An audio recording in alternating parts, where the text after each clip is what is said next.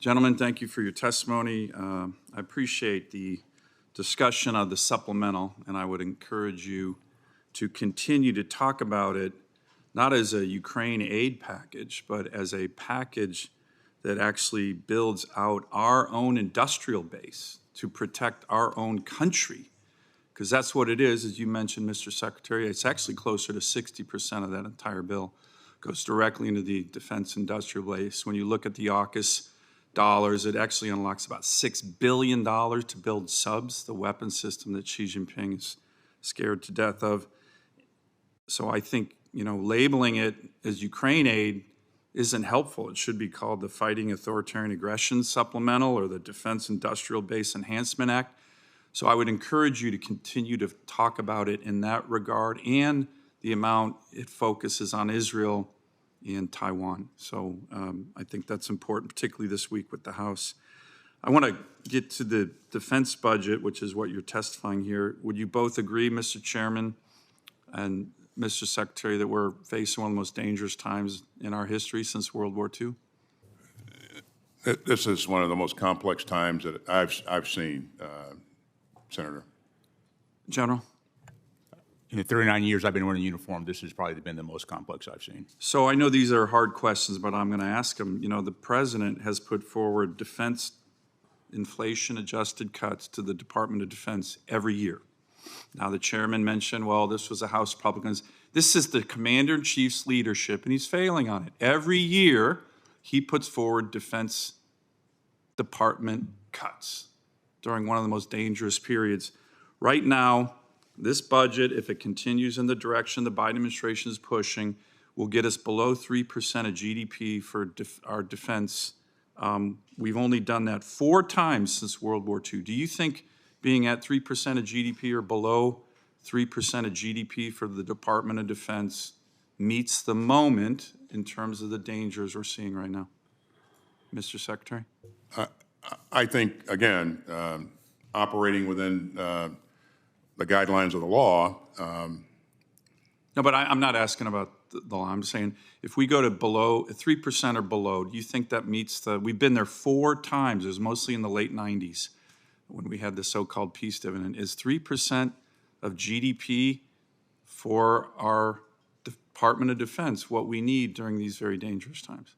No, we are, again, we linked our request to our strategy, and again, I think we had to make some tough choices, as I said earlier.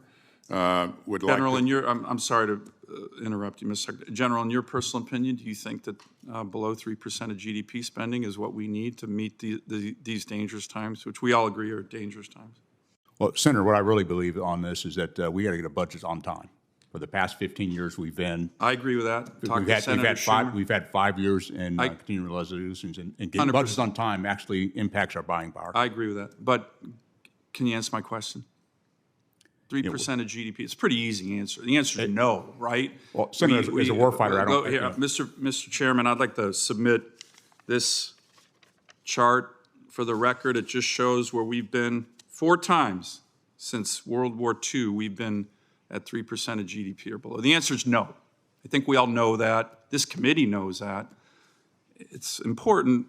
I respect both of you very much. You have a lot of experience. But it's important to come to before this committee and tell us what you believe. None of you believe going below 3% of GDP is good for the Department of Defense. I know that.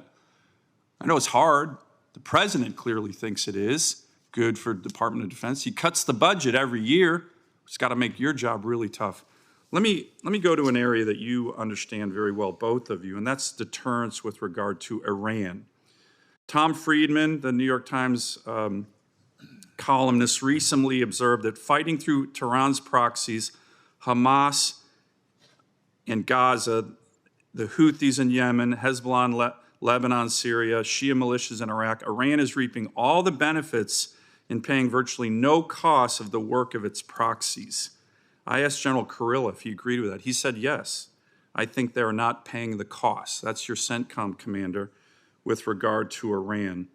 Vice Admiral Brad Cooper mentioned on 60 Minutes that the Houthis are actually being supplied by the Iranians, advising by the Iranians, trained by the Iranians, and very importantly, they are receiving targeting information on American warships in the Red Sea. So the Iranians are providing the Houthis targeting intel to shoot and sink the USS Carney and USS Eisenhower. Both of you are, I think, very clear-eyed on the threat that Iran poses. You've seen them killing our troops over the years. General, you've had an up-close, I'm sorry, Mr. Secretary, you've seen that very up close with the EFPs in Iraq. Why are we not sinking Iranian warships, intel ships, that are providing targeting intel to kill Marines and sailors from Alaska or North Dakota? I mean, I find this outrageous. Why are we not doing that?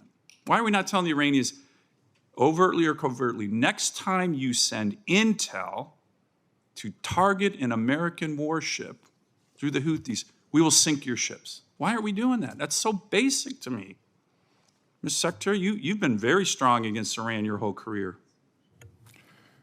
And I maintain the point that Iran needs to be held accountable for what it's continues to do. They're providing intel to kill American sailors in the Red Sea. Why don't we sink their ships? Well, attacking Iran is a different issue, and I think They're attacking us. their proxies are attacking. No, they're providing intel to kill Americans. General, your advice on this, in your personal opinion? As the Secretary said, we'll continue to hold Iran accountable for much of this activity. And I can talk to you more in a classified session of some of the options that we are working through should one of our ships get attacked. This is not an unreasonable position that I'm proposing. Here's the problem, and I've talked to the CNO of the Navy. There was this barrage against the USS Carney, 28 missiles and drones recently from the Houthis. If one of those slipped through and sunk that ship, the president would have pressure to go to war with Iran. My view is we should just tell them right now, enough. Operation Praying Mantis, I know you're both familiar with that. That was a very successful operation. We sank Iranian warships when they were mining the Persian Gulf. So I'd like to talk to you more about this in the classified setting, but I don't think it's even a difficult decision. Thank you, Mr. Chairman. Thank you, Mr. Chairman. One of the quotes attributed to Mark Twain, which has never been